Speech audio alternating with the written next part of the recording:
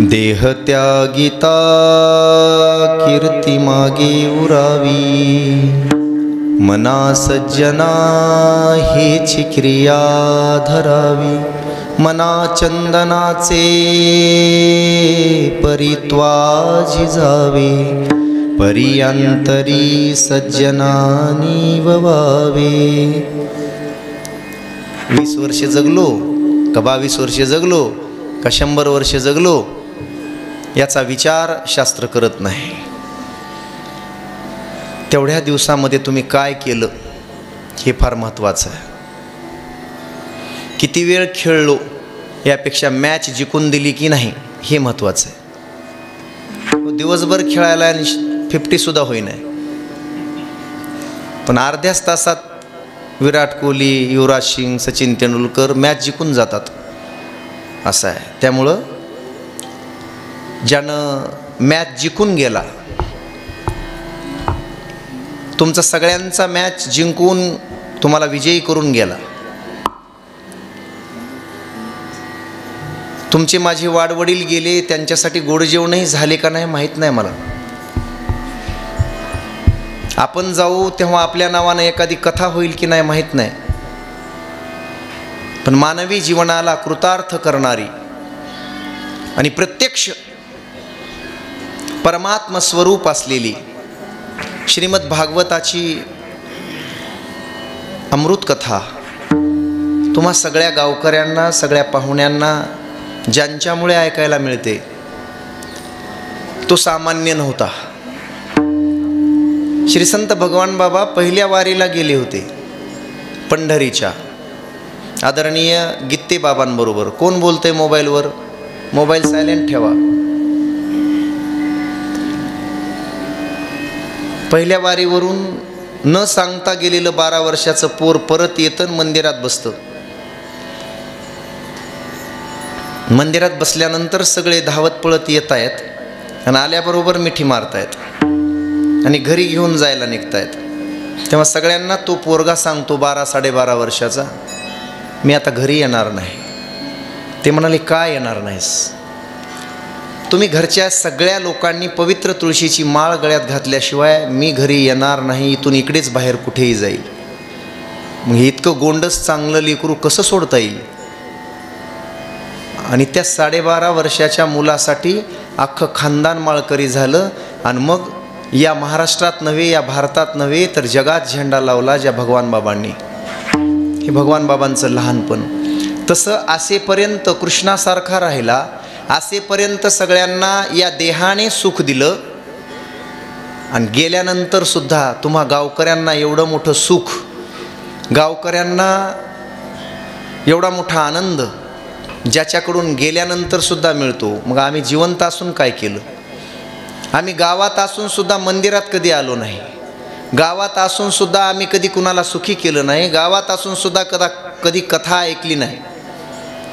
ज्याच्या जाण्याने परमार्थ वाढीला लागतो, ज्याच्या जाण्याने घर परमार्थिक होतं, ज्याच्या जाण्याने गावाच्या परमार्थामध्ये भर पडते आणि ज्याच्या जाण्याने तुमची आमची आत्मसुखाची तृप्ती होते, जी श्रीमद भागवताच्या रूपाने, आणि त्याची परिपूर्णता, देहाची परिपुष्टी, देहात असलेल्या सूक्ष्म दोषाचं निवारण आणि देहात असलेल्या महाकारण दोषाचं निवारण ज्यामुळे होतं तो म्हणजे काला। काला आणि संप्राप्त सेवा ही आदरणीय म्हणेन मी। जगून तरी काय करावं महाराज? 100 वर्ष जगलेले लोक आहेत अजून। लेकरं लाथा घालायल्यात, सुना लाथा घालायल्यात, नातवंड लाथा घालायलेत, काय उपयोग आहे? ज्याच्या मुखात कधी नाम नाही त्याचं जगणं उपयोगाचं नाही। मनुष्याने जगावं, कीर्ती होईल असं जगावं, मरावं तर कीर्ती करूनच मरावं। शहाण्याने तवची जियावे, जववरी अपकीर्ती अंगा न पवे। उत्तमची उरे कीर्ती मागे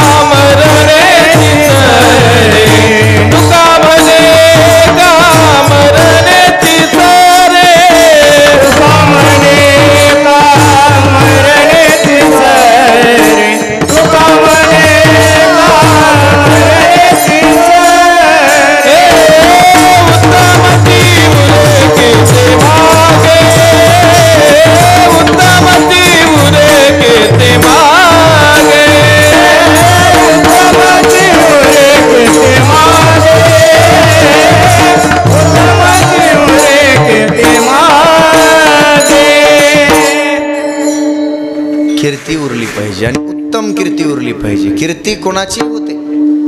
चोरांचीही कीर्ती असते, त्यांचेही नाव पेपरात येतात. डाकूची कीर्ती असते, पण उत्तम कीर्ती राहिली पाहिजे. सांगू, कोण म्हणलं सुंदरराव तुमचा मुलगा गेलाय? कोण म्हणलं गेलाय? कोणासाठी कीर्तन आहे? बोला ना. हे कीर्तन कोणासाठी आहे? ही कथा कोणासाठी आहे? जर या देहाची राख होत असेल, माती होत असेल, मातीत मिसळत असेल, तर मग पुन्हा काय करायची गरज आहे? कशासाठी करावं? सांगू, काही माणसं जिवंत असून मेलेली आहेत, काही माणसं जिवंत असून जिवंत आहेत. काकूंसारखे, सावता महाराजांसारखे जिवंत असून जिवंत आहेत, आणि काही माणसं मरून सुद्धा जिवंत आहेत. मेल्यानंतर सुद्धा मनुष्याला जिवंत राहता येतं. सगळ्या गावांनी, अख्ख्या गावांनी मिळून 7 दिवसाचा सप्ताह होत नसतो, भागवत सप्ताह. पण एकट्याच्या जाण्याने जर 7 दिवसाचा सप्ताह हे दुसरं वर्ष पुढच्या वर्षी होणार आहे. भागवत लावावं म्हणून काही गावं अजून तडपडत आहेत की आपल्या गावात भागवताची कथा झाली नाही व्हावी. ज्याच्या जाण्याने तुम्हाला या गावात सप्ताह होतो आणि श्रीमद भागवताची अमृतमधुर कथा ऐकायला मिळते. कोण म्हणलं तो गेलाय? कोण करतोय हे सगळं? कोणामुळं चालू आहे? कोण करतंय हे सगळं? तोच करतोय ना. गेल्यानंतर शरीरानं सुद्धा तोच करतोय. तुमच्या सगळ्यांकडून 7 दिवस ज्यांनी भजन करून घेतलं, तो जर नसताच या गावामध्ये तर तुम्हाला भजन घडलं नसतं, तुम्हाला भगवंताच्या दशावताराच्या कथा ऐकायला मिळाल्या नसत्या. आदरणीय प्रातस्मरणीय हरिभक्तपरायण भागवताचार्य कांतादेव महाराजांसारखे महात्मे या गावामध्ये आले नसते.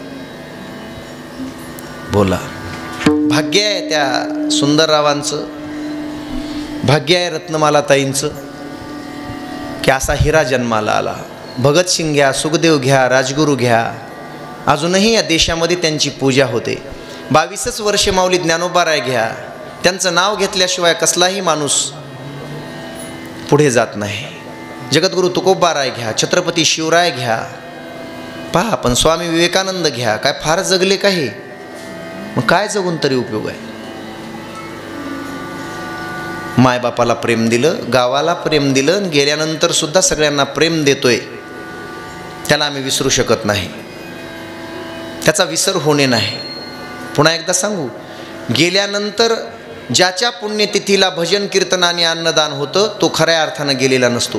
ज्याला वाटतंय आपले मायबाप जिवंत राहिले पाहिजेत, ज्याला वाटतंय आपले मुलं जिवंत राहिले पाहिजेत, तर ते गेल्यानंतर जोपर्यंत त्यांची पुण्यतिथी होते आणि पुण्यतिथीला 4 माणसं जेवतात, अन्नदान होतं, आपल्याकडून तो करून घेतो गेलेला जीव, आणि नामचिंतन होतं.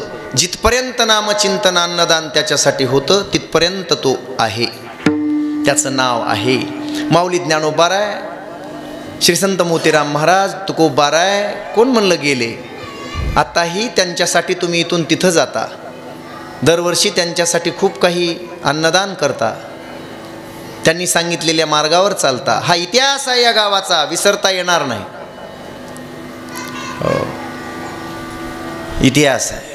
मला वाटतं यापूर्वी या गावात एखाद्याच्या जाण्यामुळे गावाला श्रीमद भागवताची कथा ऐकायला मिळाली असेल असं मला नाही वाटत.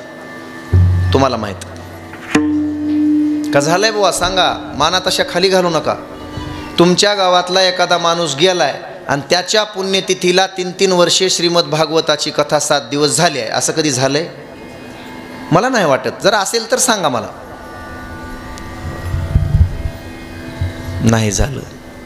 मी आज या कथेतून गोपालकृष्ण भगवंताकडे एकच मागतो, मी गेल्यानंतर मी कीर्तनं करतोय रोज. तुमचा विषय थोडा लांब ठेवा. कीर्तनं करतोय, माझ्या पोरानं माझ्यासाठी 3 वर्षे श्रीमद भागवताची कथा लावावी, एवढीच माझी प्रार्थना आहे देवाला या कीर्तनातून. तर मी जिंकलो, अन्यथा खऱ्या अर्थानं मी मेलो. त्या दिवशी माणूस मरतो ज्या दिवशी त्याची पुण्यस्मरण होत नाही, पुण्यतिथी होत नाही. 4 भजनी हरिपाठ घेऊन तरी झालं पाहिजे, पण ते होत नाही. त्या दिवशी माणूस खऱ्या अर्थानं मरतो. म्हणून हा जिवंत आहे आणि तो सगळ्यांना हे कथेचं रसपान करवितोय.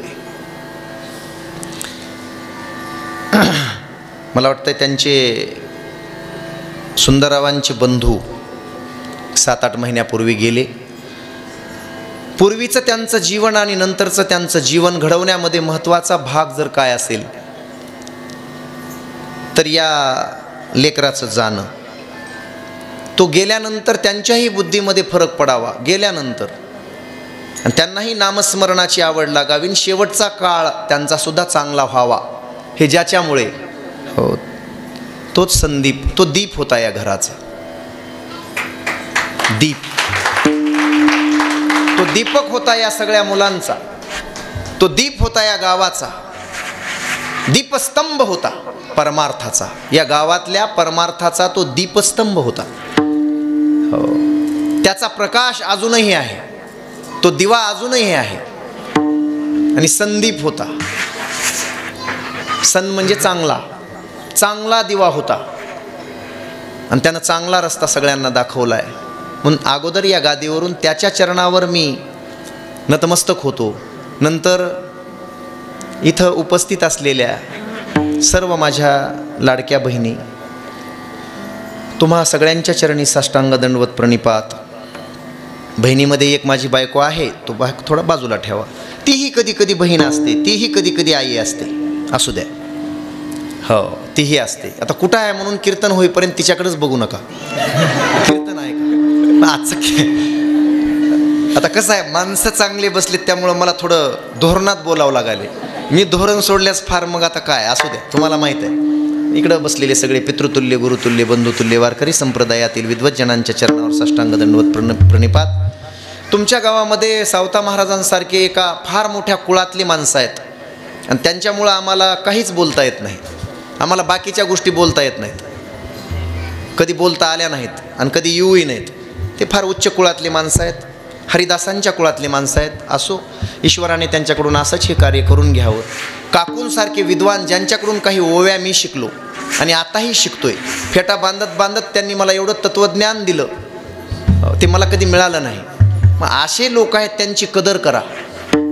असे लोक आहेत, त्यांचा आदर करा. हे तुमचं कर्तव्य आहे, हे माझं कर्तव्य आहे. अशा माणसांना जपा. हां, तर गाव व्यवस्थित राहील, तर गावाचा आनंद तुम्हाला मिळेल. नाहीतर गाव सोडलेलं बरं. सध्या अशी कंडिशन आहे, गाव सोडण्यासारखी कंडिशन आहे खेड्यापाड्यांची. हो, अगदी अगदी. शहरामध्ये तरी कमी, कारण विविध जातीत पातीतले धर्मातले लोक आपल्या आजूबाजूला असतात, आपला काही संबंध नसतो. पण इथं आमच्या भावभावकीमध्ये, इथं आमच्या शेजार धर्मामध्ये सगळे एकत्र आहेत म्हणायला, पण एकमेकाच्या कुच्या निंद्यान कुटाळक्या करण्यावरच त्यांचं लक्ष आहे. लोग आज खुद के दुखों से परेशान नहीं है, खुद के दुखों से कोई परेशान नहीं है, दूसरों के सुखों से सब परेशान है. दुसरा सुखी झाला, दुसरा चांगला झाला, त्याचा मान वाढवा, बहुमान द्या, त्याला मान वाढवा, इतका वाढवा की त्याच्याबरोबर तुम्हाला सुद्धा दुसऱ्यांनी मान दिला पाहिजे. दुसऱ्याला मोठे म्हणण्यामध्येच आपण मोठे होत असतो. इथं बसलेल्या माझ्या सर्व माता माऊल्या आदरणीय आहेत, सगळ्यांच्या चरणी नतमस्तक होतो. 7 दिवस आपण अमृताचं पान केलेलं आहे. श्रीमद भागवतम 148 देशामध्ये चालणारी कथा आपणही 7 दिवस ऐकलेली आहे. जर भागवताचा सुरुवातीचा आणि शेवटाचा जर विचार केला तुम्ही 7 दिवसाचा, तर त्यात एकच गोष्ट प्रकर्षाने जाणवते, एकच गोष्ट महत्त्वाची आहे.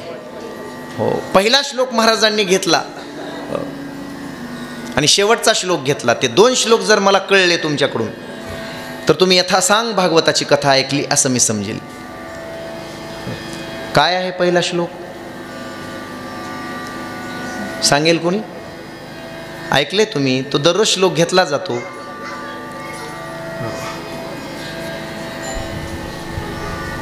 बरं, असू द्या, शेवटचा सांगा. तुमच्याकडून महाराजांनी म्हणून घेतला शेवटचा श्लोक, सगळ्यांकडून. आज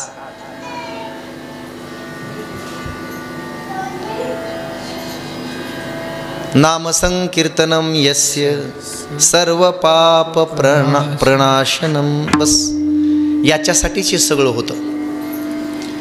जोपर्यंत तुम्ही नामसंकीर्तन करणार नाहीत तोपर्यंत तुमच्या जीवनाला अर्थ नाही. नाम हे सगळ्यात उत्तम आहे. नामापेक्षा चांगलं काहीच नाही. कलियुगामध्ये तारक आहे जे, ते फक्त नाम आहे. कलियुग माझी करावे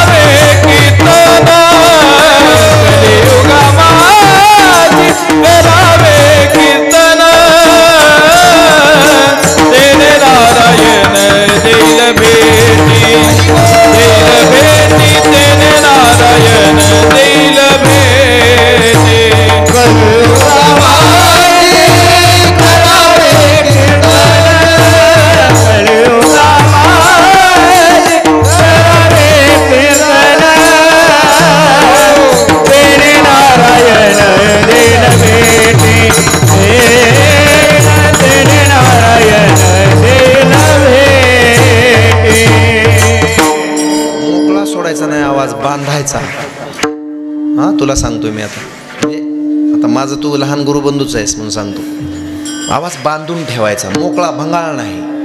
हां, मग तिथं जाते सगळं, बांधलाच पाहिजे. त्याच्यासाठी मग ही आतडे तटतट तटतट वाजतात ते बांधण्यासाठी. असं एक परिणाम सांगून जातो.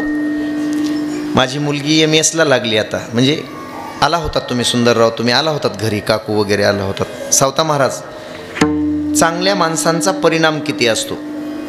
ते कॉलेजमध्ये असताना गळ्यात लॉकेट होतं, गळ्यात माळ घातलेली होती, माझ्यासोबत कथेला बसायची ती, भागवत कथेतली भजनं म्हणते ती आताही, कथेला बसायची. परिणाम सांगतो. काकू ज्या दिवशी घरी आल्या तोपर्यंत तिला मी माळ घातलेली पहिली लहानपणापासून माळ होती, पण ती कॉलेजला जाताना काढून ठेवायची. का तर चिडवतेच सगळे, कारण MBBS MD आता डॉक्टर व्हायली, मग ती माळ लोकांच्या नजरेमध्ये. पण ज्या दिवशी काकू आल्या त्या दिवशीपासून ती काकूनी माळ घातली गळ्यामध्ये. सावता महाराज, माझ्या बायकोला थोडी लाज वाटत होती, पण माळीची लाज वाटते, दुसरी कशाचीच वाटत नाही. आणि माळ घातल्यानंतर ते पोरीनं आता ती माळ एक पदरी नाही, आता दुहेरी करून घेतले. आणि ती आधी तर मध्ये टाकीत होती, आता ती पूर्ण बांधते. आज थोडी आजारी आहे त्याच्यामुळं आली नाही, नाही ती येणार होती दर्शनाला तुमच्या. डबल माळ घातली, डबल. आणि तिचं एक वाक्य होतं, मला म्हणाली पप्पा, महाराजच म्हणते ती, पण पप्पा खरं सांगू का, ज्या दिवशी त्या काकू आल्या आणि त्यांचा स्वभाव पाहिला, त्यांच्याकडं पाहिलं मी, त्या दिवशीपासून मला एक वेगळीच प्रेरणा मिळाली. आणि असं वाटलं की बाबा या माळीशिवाय माणसाची इज्जत नाही. माळ, तिला कधीही फोन करा, सावता बाबा तुम्ही कधीही फोन करा तिला, तिचा पहिला शब्द असते जय श्रीराम. कुणाचाही फोन येऊ. मग आता MBBS MD डॉक्टर झाल्यानंतर सुद्धा जर हे असेल तर मलाही वाटायला की आता मी मरायला मोकळा आहे, कमी होईल. अशी कमाई काहीतरी व्हावी माणसाची. हे आपले खेंगरे मेंगरे 7वी 8वीला आणि 10वीला नाहीत, पण त्यांना माळेची लाज वाटते आणि मंदिरात यायची लाज वाटते. जरा लक्ष दिलं पाहिजे, चांगल्या माणसांमध्ये बसलं पाहिजे, चांगले गुरु असले पाहिजेत, चांगल्या लोकांच्या सहवासात अशा राहिलं पाहिजे. फायदा त्यांचा नाही, फायदा तुमचा आहे, आपला फायदा करून घेतला पाहिजे. असो, उपस्थित पखवाज वादक 11वीलाच आहे, पण ज्याच्या हातामध्ये जादू आहे, माझ्यासोबत नेहमी असतो, लक्ष्मण महाराज तांदळवाडीकर. टाळ्या वाजवा एकदा त्याच्यासाठी, प्रेरणा द्या. आमचे परमेश्वर महाराज कुंडगर, गणेश महाराज गडदे, एकनाथ महाराज हेगडकर, एकनाथ महाराज गडदे. वा, छान. बाकी आता सगळ्यांची नावं एकदम घेतो.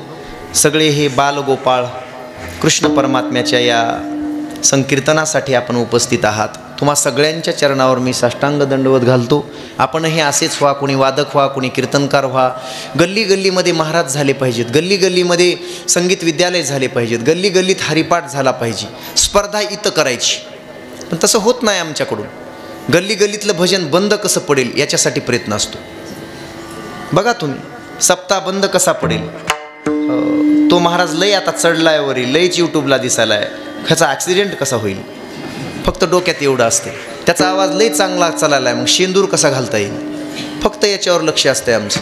मी सुरुवातीला एकच वाक्य बोललोच, तुम्ही समजदार आहेत, तिथं दिद्या आहेत माझ्या, समजदार आहेत त्या. लोक अपने दुःखों से ज़्यादा दूसरों के सुखों से परेशान है. हो, या गावात कमीत कमी मला वाटतंय 1000-1500 माणसं असतील, त्याच्यातले फक्त 25 इथं असावेत. हेच दुर्भाग्य आहे, अजून काय. अरे एवढी कथा झाली, मग काल्याच्या कीर्तनाला तरी या, कथेला नाही तरी काल्याचा प्रसाद तरी घ्यायला या. मी पोहोचत नसलो तर माझा आवाज गावामध्ये पोहोचतोय. आलं पाहिजे 1 तास. हो, ज्या लेकरामुळे एवढं होतंय त्यासाठी आलं पाहिजे माणसाने. ही खरी माणुसकी आहे, हा धर्म आहे आपला. विठाला विठाला विठाला विठाला विठाला विठाला. उपस्थित आपण सर्व आणि ज्यांची सिस्टीम साऊंड सिस्टीम आहे असे आमचे सचिन दादा, खूप गोड सिस्टीम आहे. आणि त्यात जय भगवान बाबा यूट्यूब चॅनल श्रीनाथ मुंडे यांचं खूप गोड आहे. हे कीर्तन पुन्हा पुन्हा तुम्हाला पाहता येईल. आणि संप्राप्त सेवेसाठी जो अभंग घेतलेला आहे, जगद्गुरु जगद्वंदनीय वारकरी संप्रदायाच्या कलस्थानी विराजमान असणाऱ्या जगद्गुरु श्री संत तुकाराम महाराजांचा 4 चरणाचा दिडक्या पद्धतीचा अभंग असून या अभंगाच्या द्वारे जगद्गुरु तुकोबाराय स्वतःची स्थिती प्रतिपादित करतात, सगळ्यांच्या समोर सांगतात, आम्ही पुन्हा पुन्हा येऊ. जर ह्या कथेचा आनंद घेता येत असेल तर पुन्हा पुन्हा येऊ. जर श्रीकृष्ण चरित्राचा आनंद घेता येत असेल आम्हाला तर ह्या देहानं एकदा गेल्यानंतर पुन्हा जन्म घेऊ, पुन्हा उपजू, पुन्हा जन्माला येऊ. पण तुकाराम महाराज, जन्माच्या यातना आणि दुःख फार मोठा आहे हो. लक्ष इकडे द्या. जन्माच्या यातना आणि दुःख फार मोठा आहे. सगळ्याच साधू संतांनी त्याचं वर्णन केलं. आवाज थोडा कमी ठेव, शार्प कर. सगळ्याच साधू संतांनी त्याचं वर्णन केलंय. काय सांगू गर्भेची यातना, मज भोगिता नारायणा, मांस मळ मूत्र जाणा, तुझ क्षणोक्षणा ध्यातसे. देवा, आईच्या गर्भात असताना हे मातेची या उदर कुहरी, पचोनी विष्टेच्या दातरी, उकडोनी 9 मासवरी, जन्म जन्मोनी मरसी. हो, अरे पुन्हा मरणे, पुन्हा जगणे, पुन्हा जन्माला येणे, हे काय सोपं आहे का? देव म्हणाले, तुकाराम महाराज, मातेच्या गर्भवासामध्ये फार वेदना असतात, फार यातना असतात. महाराज, प्रत्येक जीव मातेच्या गर्भातून मला हाक मारतो रात्रंदिवस. एक वेळ करी दुखावे गळे, एक वेळ करी दुखावे गळे, एक वेळ करी दुखावे गळे, एक वेळ करी दुखावे गळे, एक वेळ करी दुखावे गळे, एक वेळ करी दुखावे गळे, एक वेळ करी दुखावे गळे, एक वेळ करी दुखावे गळे. दुरिताचे जाळे उगवणे, दुरिताचे जाळे उगवणे, हो, दुरिताचे जाळे उगवणे, दुरिताचे जाळे उगवणे. आठवीन पाय समाधान वास, आठवीन पाय समाधान वास, आठवीन पाय समाधान वास,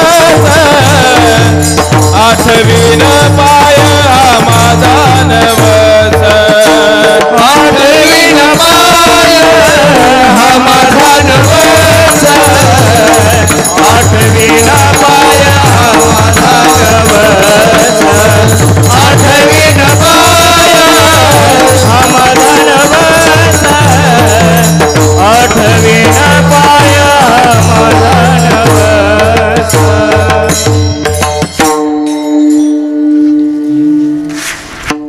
देवा, एकदा या गर्भवासाच्या यातनेतून मला बाहेर काढ. तुझीच पाय आठवीन रात्रंदिवस. देवानी तुम्हाला मला बाहेर काढलं, पण जीव मायाबद्ध झाला आणि विसरला त्या देवाला. लक्ष द्या, विसरला. आणि मग तुकोबारायांनी जगाला धडा घालून दिला. भक्ती करणाऱ्या लोकांसाठी देवाकडे काय मागावं. आणि देवाकडे पुन्हा मागितलं. देवाला तुकोबाराय म्हणाले, देवा, जर तुझ्या नामाचं चिंतन करता येत असेल या देहामध्ये, 1, तुझे गुण गाता येत असतील, 2, संतांची संगती मिळत असेल, 3, तर मग हे दुःख मी कितीही वेळा जन्माला येऊन भोगायला तयार आहे. कितीही वेळा मला गर्भवासाच्या यातना दे, पण जर हे करत करत शेवटी तुझा काला खायला मिळणार असेल. अर्थात लक्ष द्या, काला 3 प्रकारचा. काला 3 प्रकारचा. आज जो आपण काला करतोय दही आणि लाही मिसळून, हा देहाला परिपुष्ट करतो. लाही आणि दही फार उत्तम असतं. भात आणि दही फार उत्तम असतं शरीरासाठी.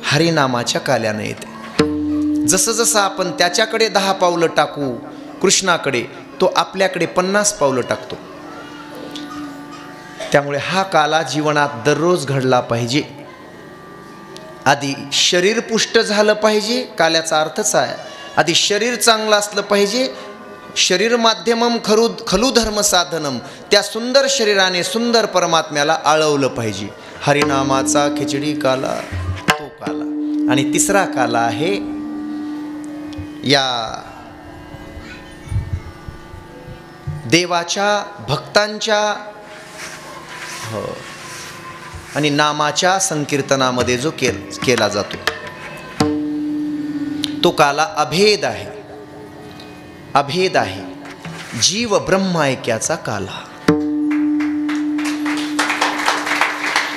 ज्यामध्ये जीवच शिव होऊन जातो.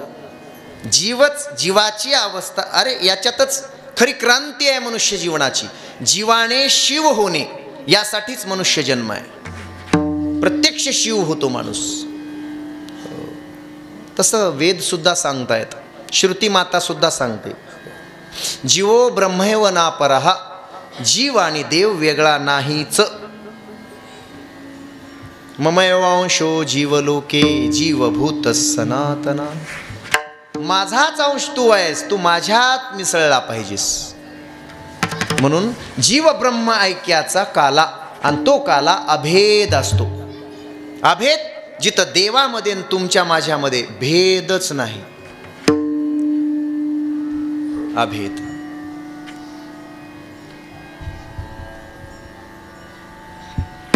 तुका म्हणे काला कोठे अभेद देखिला.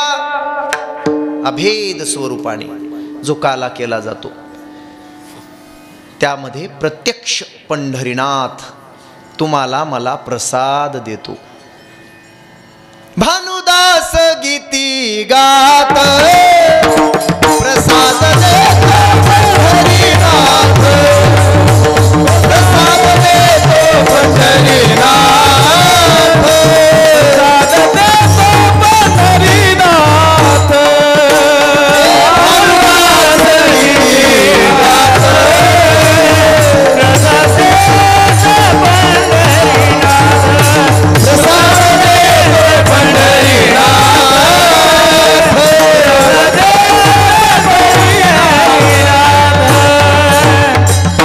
प्रसाद देतो पंढरीनाथ. प्रत्यक्ष परमात्मा आज 7 दिवसाच्या तुमच्या माझ्या सेवेचं फळ म्हणून आज स्वतःच्या हाताने प्रसाद देतो. काला 3 प्रकारचा. काल्याचं महत्त्व, स्वतः देव तुम्हाला मला प्रसाद देतो. कोणता प्रसाद देतो तर आत्मसुखाचा प्रसाद देतो. 7 दिवसाची कथा ऐकल्यानंतर परीक्षितीची जी अवस्था झाली होती ती अवस्था तुमची माझी व्हावी लागते, व्हायला पाहिजे. 268 तासाची ही श्रीमद भागवताची कथा आहे, संहिता आहे. पण आपण 3 तासात उरकतो दररोज, म्हणून 21 तास होते. ती पूर्ण होत नाही. पूर्ण कथा ऐकायची तर 268 घंटे लागतात. त्याच्यात फक्त 2 वेळा 1-1 मिनिटासाठी 2 वेळा बोलण्याचा माईक थोडा 2 वेळा शुकाचार्य भगवान थांबले होते. राधेचं नाव जेव्हा आलं समोर तेव्हा 1 मिनिट समाधी लागली होती. शुकाचार्यासारख्या विदेही महात्म्याला समाधी लागावी एवढी राधा श्रेष्ठ. आणि त्यानंतर मला वाटतंय दशमस्कंदाच्या शेवटी सुदामाचं नाव जेव्हा आलं, अकिंचन भक्त सुदामा, तेव्हा एकदा समाधी लागली होती. त्यांना विचारलं, असं का गुरुदेव, कशासाठी? त्यांनी सांगितलं, माझी पात्रता नाही राधेचं नाव घेण्या एवढी, आणि माझी पात्रता नाही सुदामाचं चरित्र सांगण्या एवढी, नाव घेण्या एवढी. सुदामासारखी भक्ती कोणाची नाही आणि राधेसारखं नामचिंतन कोणाचं नाही.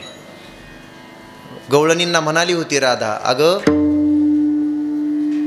गवळणी म्हणाल्या होत्या, तो काळा तुम्हाला मला सगळ्यांना फसवून निघून गेला.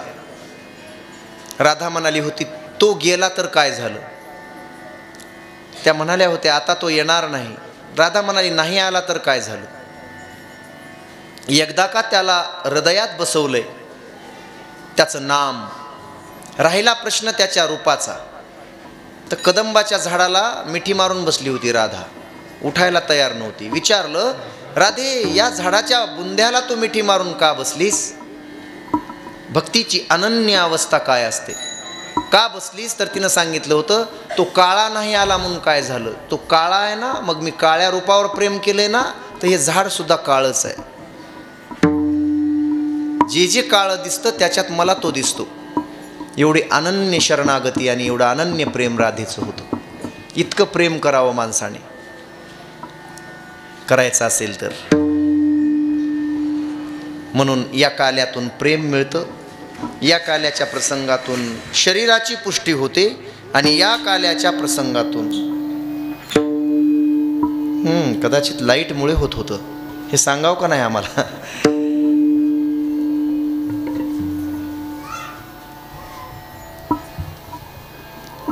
आणि जीवाचं ब्रह्माशी ऐक्य होतं म्हणून काला. मग महाराज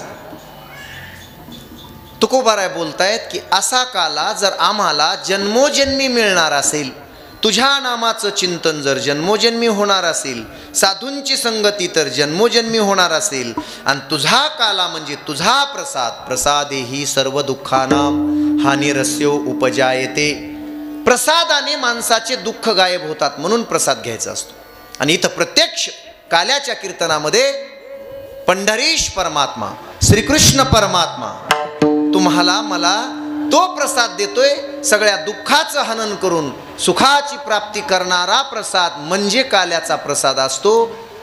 आणि मग तुकोबाराय म्हणायला लागले देवा गर्भवासाच्या यातना कितीही असल्या तरी जर मला हे मिळत असेल या जन्मामध्ये आणि पुढच्या जन्मामध्ये, तर मी कितीही वेळा जन्माला यायला तयार आहे. तुका म्हणी गर्भवासी सुखानं आम्हाला गर्भवासात घाल, सुखानं गर्भवासाचं दुःख सहन करायला तयार आहोत.